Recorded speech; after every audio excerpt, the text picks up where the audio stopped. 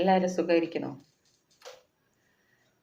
ഞാൻ ഇന്ന് ഉപ്പും മുളക് ലൈറ്റിൻ്റെ ഒരു ഇഷ്യൂ, അതായത് രണ്ടാമത്തെ കുട്ടി ഒളിച്ചോടി പോയി എന്ന് പറഞ്ഞിട്ട് ഓൺലൈൻ മീഡിയ ഇട്ടിട്ടുണ്ട്. ഫോട്ടോ എടുക്കും, ഏതോ അമ്പലത്തിൽ നിന്നെങ്ങാനും അവർ കല്യാണം കഴിഞ്ഞു എന്ന്, വീട്ടുകാരെ ഒന്നും സപ്പോർട്ടില്ലാതെ കല്യാണം കഴിച്ചു എന്ന്.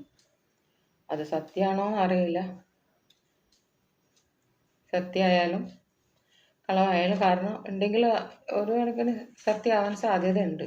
കാരണം അവർ 5 ദിവസമായി, 3-4 ദിവസം അവർ വീഡിയോ ഇട്ടിട്ട്, അല്ലാതെ അമ്പലത്തിൽ നിന്ന് മാല ഇട്ടിട്ടുള്ള ഫോട്ടോ ഇടത്തില്ലല്ലോ.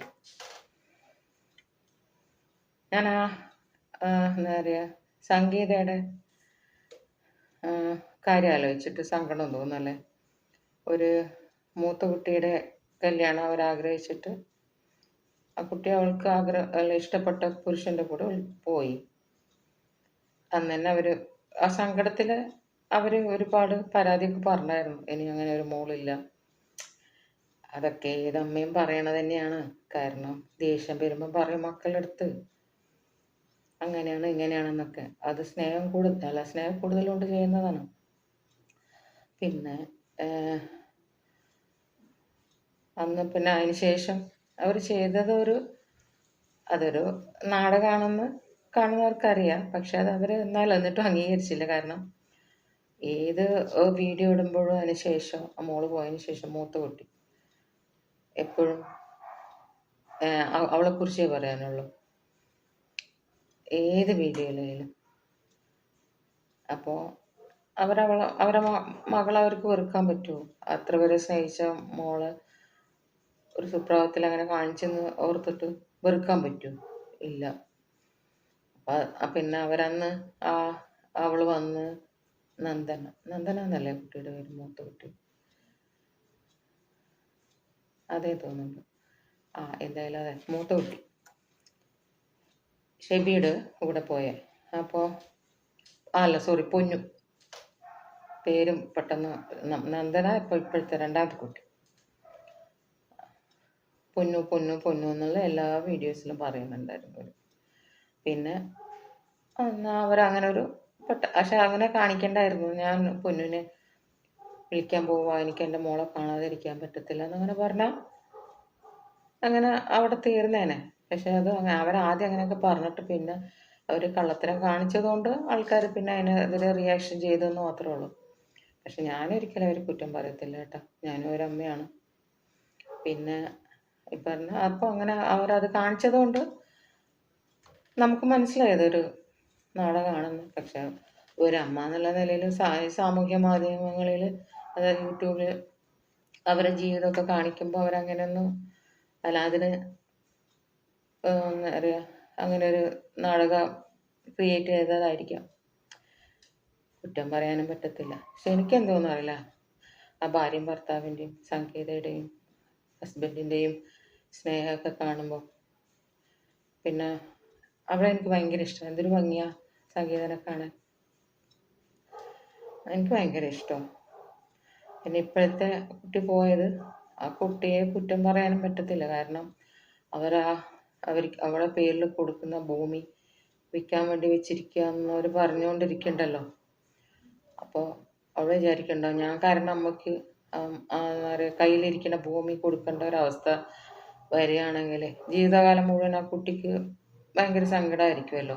പിന്നെ കയ്യിൽ നിന്ന് പോയൊരു ഭൂമി ഒരിക്കലും തിരിച്ചെടുക്കാൻ പറ്റത്തില്ല. ഇനി എത്ര കോടികളുണ്ടായാലും വാങ്ങിയവർ കൊടുക്കണമെന്നുണ്ടോ? ഇല്ല.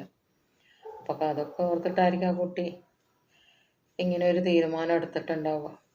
പക്ഷെ സംഗീതയുടെയും ഭർത്താവിൻ്റെ കാര്യത്തിൽ അത് ആലോചിക്കുമ്പോൾ ഭയങ്കര സങ്കടമുണ്ട്. കാരണം ഒരു മോൾ അങ്ങനെ ആയി. അപ്പോൾ രണ്ടാമത്തെ കുട്ടിയുടെ കല്യാണം ഗ്രാൻഡായിട്ട് കല്യാണം ആക്കണമെന്ന് അവർ ആഗ്രഹിച്ചിട്ടുണ്ടാവുമല്ലോ. ഒരുപാട് സ്വപ്നങ്ങളും കണ്ടിട്ടുണ്ടാവും. അതാണല്ലോ എൻഗേജ്മെൻറ്റ് എത്ര ഗ്രാൻഡായിട്ട് അവർ നടത്തിയല്ലോ. പിന്നെ എല്ലാം അവൾക്ക് എന്താ പറയുക, സംഗീതക്ക് പൊറുക്കാനും ക്ഷമിക്കാനും കഴിയട്ടെ. പിന്നെ ആ കുട്ടി നല്ലൊരു ജീവിതത്തിലേക്ക് പോയി. കാരണം അച്ഛനമ്മയും തീരുമാനിച്ച ജീവിതം തന്നെ അവൾ തിരഞ്ഞെടുത്തത്. ഒളിച്ചോടി പോയി എന്ന് മാത്രമേ ഉള്ളൂ. എന്തായാലും ആ കുട്ടിക്ക് നല്ലൊരു ജീവിതം സന്തോഷമായിട്ട് ജീവിക്കാനും ഒരുപാട് വർഷം സന്തോഷമായിട്ട് ജീവിക്കാൻ ഇടവരുത്തട്ടെ എന്ന് ഞാനും ദൈവത്തോട് പ്രാർത്ഥിക്കാം. ഞാൻ പറഞ്ഞല്ലോ എനിക്ക് ഒരുപാട് ഇഷ്ടമാണെന്ന് പറഞ്ഞു. കാരണം എനിക്ക് അവർ ഒരുപാട് കറികളൊക്കെ ഉണ്ടാക്കുമ്പോൾ അത് കണ്ടിട്ട് ഞാനും ഉണ്ടാക്കിയിട്ടുണ്ട് കേട്ടോ. ഈ സാമ്പാർ ഞാൻ എത്ര ഉണ്ടാക്കിയാലും ശരിയാകത്തില്ല. സോറി, വറുത്തരച്ച് വെക്കുന്ന സാമ്പാറാണ് എനിക്ക് ഭയങ്കര ഇഷ്ടമാണ്. അത് എത്ര ദിവസം നമുക്ക് വെച്ചാലോ അതാതെ ടേസ്റ്റ് നിൽക്കും. ഈ പൊടികളിട്ട് സാമ്പാറില്ലേ, അന്നേരം മാത്രമേ കഴിക്കാൻ കൊള്ളത്തുള്ളൂ. പിന്നെ രണ്ടാമത്തെ ദിവസം എടുക്കാന്ന് വെച്ചാൽ അതെന്തോന്ന് അറിയില്ല, എനിക്ക് ഇഷ്ടമാകത്തില്ല. അപ്പം ഞാൻ എപ്പോഴും വറുത്തരച്ചിട്ടൊക്കെ വെക്കും, പക്ഷേ എങ്ങനെ വെച്ചാലും നന്നാകത്തില്ല. വറുത്തരച്ചതിൽ ഇത്തിരി പൊടി ഇടണം, സാമ്പാറിൻ്റെ സ്മെല്ല് കിട്ടണമെന്നുണ്ടെങ്കിൽ ഞാൻ എങ്ങനെയാണ് ചെയ്യാറ്. പക്ഷേ ഞാൻ ശരിക്കും സാമ്പാർ ഉണ്ടാക്കാൻ പഠിച്ചത് സംഗീതയുടെ കുക്കിംഗ് ബ്ലോഗ് കണ്ടിട്ടാണ്. അവരുണ്ടാക്കുന്ന മീൻ കറി, തോരൻ, അച്ചാറ് എല്ലാം എനിക്ക് ഭയങ്കര ഇഷ്ടം. പക്ഷെ ഒന്നുണ്ടാക്കുന്നത് എനിക്ക് ഇഷ്ടമല്ല. എന്താണെന്നറിയാം, കാരണം ഞാനൊരു മലബാറുകാരി ആയതുകൊണ്ട് അവരുണ്ടാക്കുന്ന സോസ് ഒഴിച്ച ബിരിയാണിയൊന്നും എനിക്കിഷ്ടമല്ല. അങ്ങനെയൊന്നും ഞാൻ ട്രൈ ചെയ്തിട്ടില്ല. ബാക്കിയെല്ലാം അവരുണ്ടാക്കുന്നത് അടിപൊളിയാണ്. പിന്നെ ഞാനൊരു കാര്യം 2 ദിവസം മുന്നേ ഒരു കാര്യം പറഞ്ഞു. ഇപ്പോഴത്തെ കുട്ടികൾ സ്കൂളിൽ മയക്കുമരുന്നും അല്ലാത്ത വിഷയങ്ങളിലൊക്കെ കുട്ടികൾ ഇടപെടുന്ന കാണുമ്പോൾ അവർക്ക് സ്കൂളിൽ അയക്കാൻ പേടിയാക്കും കുഞ്ഞുങ്ങളെ. ഇപ്പോഴത്തെ കുട്ടികൾ സ്കൂളിൽ കാട്ടിക്കൂടുന്ന കാര്യങ്ങളൊക്കെ ഓരോ ദിവസവും ഓരോ കഥകളല്ലേ കേൾക്കണം.